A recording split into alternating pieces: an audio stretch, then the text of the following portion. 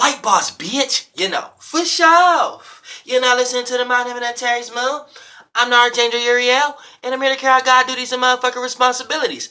And we're going to talk about a brand new moon in motherfucking Scorpio. That's right, it's a brand new motherfucking moon in Scorpio. But for the most part, you need to understand when the moon was in Libra and still being a new moon, the moon was still waning. So when the moon is waning, you still have to participate in the opposite energy, and this is the energy you're supposed to relax in. So for an example, if the moon was waning in Libra, like I said, but it was still a new moon, you still was supposed to relax on that energy. So this is the energy you're supposed to submerge yourself in, soak in for yourself, as far as your subconscious realm. So since the moon was in Libra, that was the energy you were supposed to submerge yourself in as far as your true state of being or what you're reacting to. So you're supposed to be relating and reacting to your true self, but anytime you react and respond to the external realm, you do that in an Aries way, and that's when the moon is waning. So it's like a whole little science behind the waning moon, and I'm gonna do a video to break all that down. But for the most part, the moon is no longer waning; the moon is waxing now. But we still have a new moon in Scorpio. So what does that actually mean, right? Now the moon is going to force everybody to react and respond to scorpionic type things.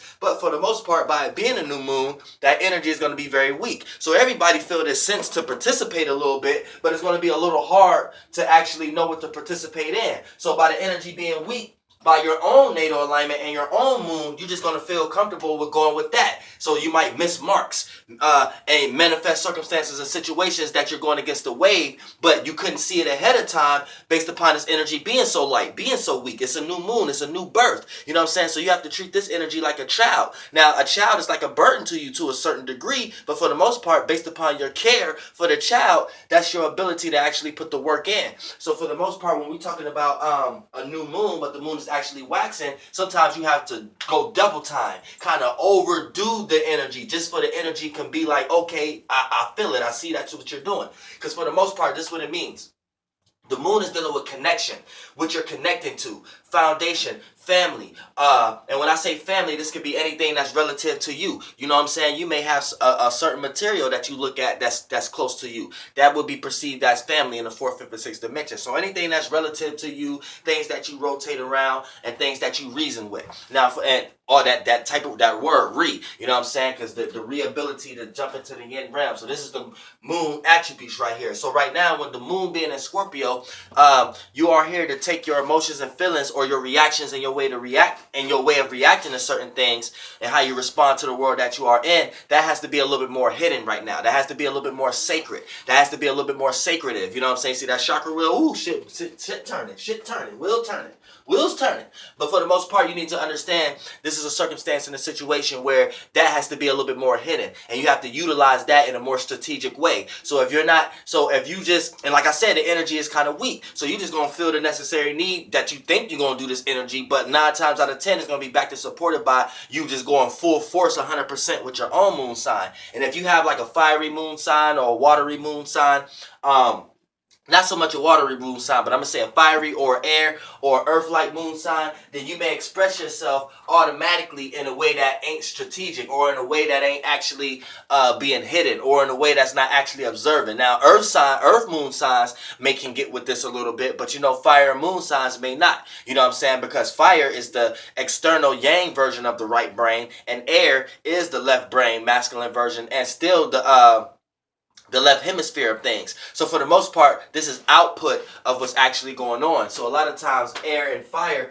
signs, moon signs, a lot of times express what's on their goddamn mind. And a lot of times that's not actually correct to do right now. It is not good for everybody to see how you react and respond to things right now. It is not good for everybody to know your emotional stance on something right now. It is good for you to keep your internal desires, passions, and motivations a little bit more sacred at the moment. Because the moment you start to react and respond to these things to the point that you feel like these things need to be shown, it's going to be shown in a maybe negative way or in a way that you kind of look like you're a user or you're a manipulator in some way, shape, or form by us dealing with all the scorpionic type energy. And you need need to also know the moon is connected with Neptune in a lot of ways also, because these are one of the two vehicles of your way out of here. So for the most part, we got Neptune being in Pisces. So this is creating a trine, which is a gift. So we all have gifts of taking our internal realm right now, or taking our dreams, illusions, creativity, and imagination, and reacting and responding to these things effectively right now. So we're all reacting and responding to our internal realm, our daydreaming, our being steered away from the physical a little bit. We could be next to somebody, but we're in our totally our own world right now. That's the gift that we all got attributes of having. So make sure you're not around any people or circumstances or any situations that's blocking you from experiencing a little bit of that time throughout the day. It's important to have these times throughout the day where you got time that you can soak in your own subconscious realm, soak in your own emotions, soak in your own desires, soak in your own passions without having to align it with someone else's passion, someone else's desires. Because like I said once before, Scorpio is ruled by Mars. So a lot of times too much aligning yourself with other people's desires, passions, or motivations could be frustrating. And all Aries and Scorpios understand that, whether you got an Aries or Scorpio sun, moon, or an ascendant. And then to a small degree Capricorn, because Mars is exalted in Capricorn. But for the most part, Scorpios and Aries. If you got a Scorpio or Aries sun, moon, or ascendant, see, things get kind of frustrating when you make too much of your own desires a part of someone else's desires. You know what I'm saying? So you have to understand not to be making no internal clashes within yourself, and then it start to manifest outside of you to the point that there's clashes with the people that's outside of you. And you need to understand that you're manifesting the situation yourself, especially if you have an Aries moon or Aries moon, sun, or ascendant, or Scorpio sun, moon, or ascendant. Because goddamn it, your ass ain't got no business into being in too many relatable circumstances and situations like that in the goddamn first place. You know what I'm saying? So you ain't did nothing but frustrate your goddamn self. So you need to understand this is the energy that everybody is feeling right now. Everybody is feeling this energy. So anytime you put yourself in a circumstance or a situation where you can't fully dive into your dream and daydreaming, there's somebody next to you constantly wanting to know what's on your mind, constantly wanting you to relate your deep desires and passions with theirs. You can't fully necessarily do what you want to do. You got to always oblige it with a circumstance or a situation of someone that's around you who's throwing burdens and responsibilities that may not even necessarily be yours on you. Then this could be one of the most frustrating times for you at the moment, because of all the planets being in Scorpio. And then we got Neptune being in Pisces, which is a trine. So it's giving you this gift to automatically you just subconsciously be tapping into your own self now. You can have somebody talking to you right now and you subconsciously in your own world. You can't help it right now. So anybody who's going against that is a wave against you. You need to understand that. So go lock yourself in a room or something like that and detach from people.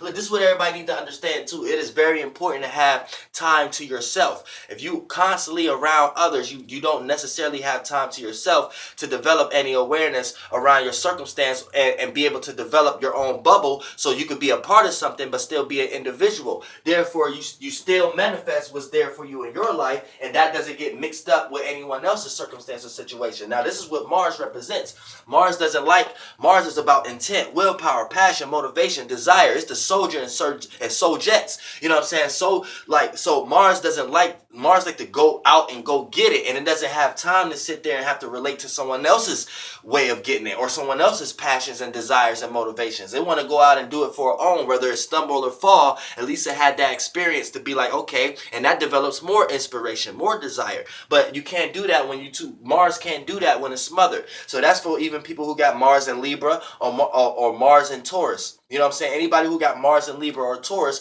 you might feel these kind of pains. And to a small degree, Mars in Cancer, because Mars falls in Cancer. But for the most part, really, Taurus and Libra. Anybody who got Mars in Taurus or Libra, you feel that pain, because a lot of times you take your intent, willpower, passion, and motivation and desires for others. If you got Mars in Taurus, you do this for your goals or your material or your relationships or your foundation in your life, your ability to gain structure and relate to other people. So that's where all your Mars energy go towards. And then in Libra, it goes towards communicating and seeing something from other people's point of view and aligning other people's goals and desires and passions to yours, or you not feeling comfortable with going fully with your desires unless you got someone there who match your desires with you. So you see both of those spectrums with Taurus and Libra. Mars can't do what it wants to do. It's kind of stuck. It has to be stable and wait for someone else's Mars to interact or or just a lot of times that's just these people intentions they to utilize their Mars with other people Marses,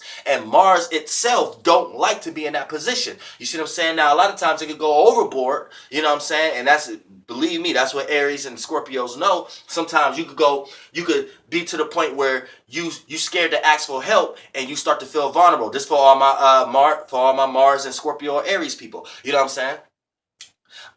You could start to push yourself out into a situation where you be scared to ask for help, and the moment you need help, you're gonna feel vulnerable when you start to jump into starting to ask. So for the most part, you build up all these walls and blockages that you don't necessarily need to have, just because you don't want to be looked down upon like you're incapable of something. So make sure you're not going to the extreme if you got Mars in Aries or Scorpio. But for the most part, Mars does really good here because it doesn't need anyone else's support to go for its own desires and passion. And that's a true person that could be led as an example of an inspirer. You know what I'm saying? So it goes very deep. But when we got the moon right here, a new moon, you know what I'm saying, you might have to add an extra emphasis. And it's going to be like this for the next day or so. So you know what I'm saying? And even today. So you got to add an extra emphasis in reacting and responding to scorpionic type things. And what is that? That is hidden, sacred, darkness. Now when we talk about the 8th house, this is representing the dark. Now when we talk about the dark, this is not how religious people try to bring it out,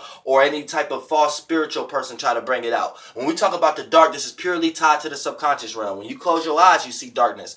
Anytime you go into your imagination, you see darkness. You have to start projecting an image. So you have to start astro projecting, and then astro traveling. So you created those lights and colors and shit, and wherever you got it from, based upon the realm of reality that you are in, that's how it's going to look. But for the most part, that is your canvas. That is your true darkness. That is your true realm of reality. So that's darkness anytime you're going within. Now when a person go extreme with darkness, a lot of times it can lead into things that they're doing, but they have a hidden agenda. So they got stuff that's behind it that's unaware, that's unapparent, that you can't see. So there's other forces behind what you're actually seeing from them. That's a person who go extreme into darkness. So they start to use dark science and dark knowledge and dark magic and shit like that. Therefore, they're utilizing other attributes to get what they actually want. So this is a useful person, not a useful, but a using person, a manipulating person.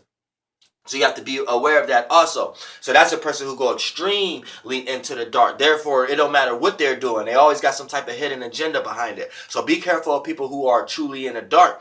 But for the most part, the dark energy itself isn't bad or good, how y'all be trying to tie it to things. This is just something you can utilize for yourself. For the most part, it's good to utilize darkness. It ain't good for everybody to know all your fucking circumstances and situations in your life. It ain't good for everybody to know how you make fucking money. It ain't good for everybody to know all your goddamn business. So that's some shit to keep in the dark sometimes. It ain't good to bring everything to the goddamn light in your life, because you might be conversating, aka coming up with imaginations and thoughts and feelings and admitting it, aka conversating with someone else. Now you putting light on a circumstance and a situation that may not have needed light onto it. Now that can float into the universe and other people can have their ideas about it.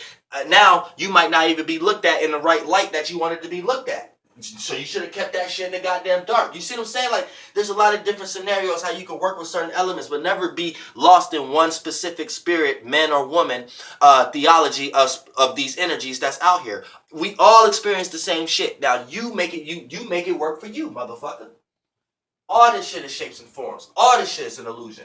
So for the most part, you know what I'm saying, when we talk about the 8th house, these are things that's dealing with that all the energies that will force a person to do some investigation, or to do some type of research, or to bring what was once beneath the surface to the surface. You know what I'm saying? Bring the gems to the light. You know what I'm saying? Bring the diamonds out of the dirt to the surface. You know what I'm saying? So this is dealing with lies, cheating, manipulation, but also greed, jealousy, motivation, power and control, transformation, deep desires, you know what I'm saying? Deep intentions, deep passions. See, these are all things that you can't see. You know what I'm saying? You can't see these things. These things can only reside within a person. Now, once a person chooses to show their actions, verbally communicate, or have some type of body language, or you can see their actions. This is the only way you can kind of decipher. And based upon your own spiritual nature, That's how much you can decipher what's going on behind the scenes, aka what's the meaning and reasoning why this person is acting or saying whatever they're saying in front of you or doing whatever they're doing in front of you.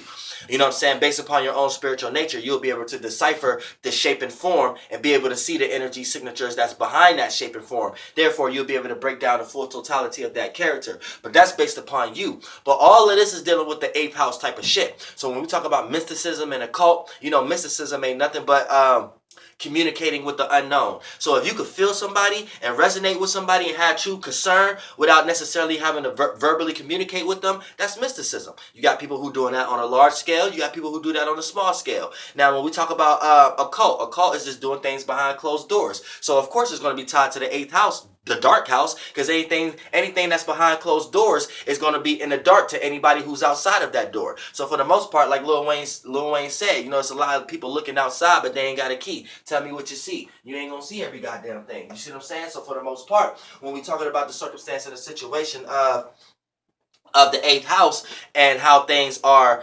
occult is just doing things behind closed doors. So you have people doing that on a large magnitude in groupings, and then you have people doing that on a small magnitude, aka might be washing their motherfucking ass or doing shit that's in the cosmetic area when you're talking about doing things in the bathroom and shit like that. That's just pertaining to you. So for the most part, all of that is correlated to the eighth house. What is one of the most things that you do behind closed doors? You don't want people seeing you take a shit or taking a piss or washing your ass. So a lot of times it's dealing with the sexual organs that you keep hidden. You keep underwear on and things over your sexual organs and things. See, all of this is eighth house shit. You know what I'm saying? So for the most part, these are the things that you need to be keeping hidden. Your true deep down subconscious eighth house shit. Your deep desires, emotions, passions, feelings, and emotions. Keep those things hidden right now. Keep it a little bit more sacred. And it may be a little bit more harder to do than it would usually be able to do because the energy is weakened because it's a new moon. So for the most part, by it being a new moon, you know what I'm saying? You may have to try to use extra energy in order to get that energy to go. Otherwise, you're just going to feel comfortable into aligning yourself into whatever you think you're supposed to align yourself into. And if naturally your moon sign is an expressive one, you're already going to be on the opposite side of energy. So you're going to need to know how to correlate your own energy so you don't be manifesting any circumstances that's out of your hands, which really was originally in your hand if you was watching Archangel Uriel and you was into some real type of astrology. You see what I'm saying? Flight boss, bitch, goddamn air. Lay y'all in this motherfucker.